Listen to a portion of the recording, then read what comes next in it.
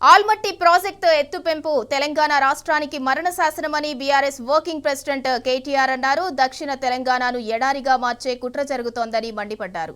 Almatti project పెంపునకు సంబంధించి కర్ణాటక కాంగ్రెస్ ప్రభుత్వం నిర్ణయం తీసుకుంటే తెలంగాణ సీఎం రేవంత్ ఢిల్లీలో జల్సాలు చేస్తున్నారని విమర్శించారు.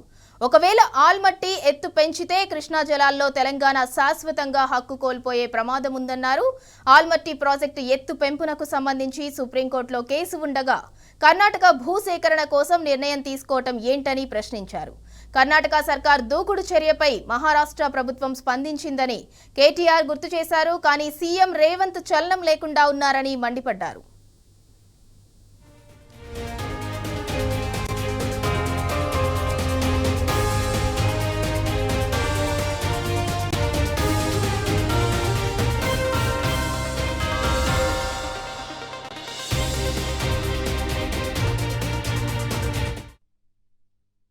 కర్ణాటక ప్రభుత్వం ఏదైతే ఒక నిర్ణయం తీసుకొని 519 అడుగుల నుంచి 524 అడుగులకి ఆల్మట్టి డ్యామ్ ఎత్తు పెంచాలనే ప్రయత్నం చేస్తున్నదో ఇది తెలంగాణ ప్రజల ప్రయోజనాలకు, తెలంగాణ ముఖ్యంగా మహబూబ్ నగర్, నల్లగొండ, ఖమ్మం, అదేవిధంగా రంగారెడ్డి జిల్లా ప్రజలందరికీ కూడా ఇది ఒక దారుణాతి దారుణమైన నిర్ణయంగా పరిణమిస్తుంది. ముఖ్యంగా మన రైతులకు కానీ, ఈ ప్రాంత ప్రజలకు కానీ కృష్ణా జలాల్లో మనకు శాశ్వతంగా మన హక్కులకు గండిగొట్టే ఒక ప్రయత్నం కర్ణాటక ప్రభుత్వం చేస్తూ ఉన్నది.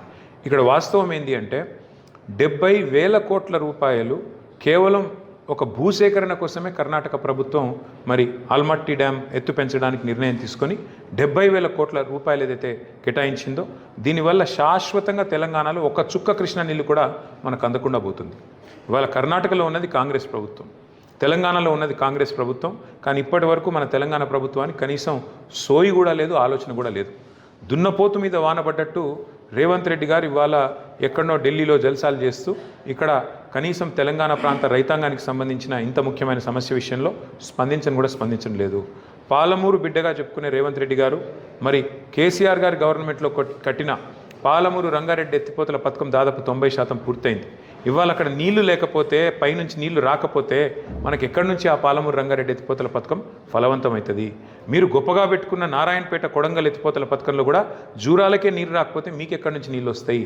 కాబట్టి ఇకనైనా కళ్ళు తెరవండి, మొద్దు నిద్ర వీడండి, వెంటనే స్పందించండి, కోర్టుకు పోండి. లేదంటే బీఆర్ఎస్ పార్టీ తప్పకుండా ఈ ప్రాంత ప్రజలు మహబూబ్నగర్ కావచ్చు, నల్లగొండ కావచ్చు, ఖమ్మం కావచ్చు, రంగారెడ్డి కావచ్చు, వారందరి తరపున పోరాటానికి నడుం బిగిస్తుంది.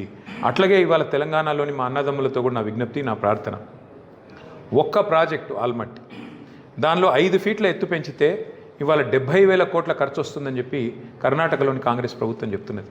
మరి కాళేశ్వరం ప్రాజెక్టు ద్వారా 3 బ్యారేజీలు, 15 రిజర్వాయర్లు, 19 సబ్స్టేషన్లు, 21 పంప్ హౌజులు, అట్లాగే 100 కిలోమీటర్ల సొరంగ మార్గాలు, 1000 కిలోమీటర్ల ప్రవాహ కాలువలు నిర్మించిన మరి తెలంగాణ ప్రభుత్వం కేసీఆర్ గారి నాయకత్వంలో 93,000 కోట్లు ఖర్చు చేస్తే నానా యాగి చేసి, నానా గోల చేసి, ఇదేదో స్కామ్ జరిగిపోయింది, 1,00,000 కోట్ల కుంభకోణం అని చిల్లర మాటలు మాట్లాడిన కాంగ్రెస్ పార్టీ రేవంత్ రెడ్డి నాయకత్వంలో చేసిన చిల్లర ప్రచారాన్ని ఇకనైనా మీరు గమనించండి అని కోరుతా ఉన్నా. ఒక బృహత్తరమైన పని చేయాలంటే వాళ్ళ కర్ణాటక ప్రభుత్వం 70,000 కోట్లు కేవలం భూసేకరణకి ఖర్చు పెడతా ఉన్నది. దీన్ని బట్టే మీరు అర్థం చేసుకోవాలి. ఇన్ని రోజులు కాంగ్రెస్ చేసిన చిల్లర ప్రచారం అంతా కూడా డొల్ల ప్రచారం, దొంగ ప్రచారం, దొంగ మాటలు తప్ప ఇంకోటి కానే కాదు. కానీ ఖచ్చితంగా కాంగ్రెస్ పార్టీ ఈ విషయంలో స్పందించాలి.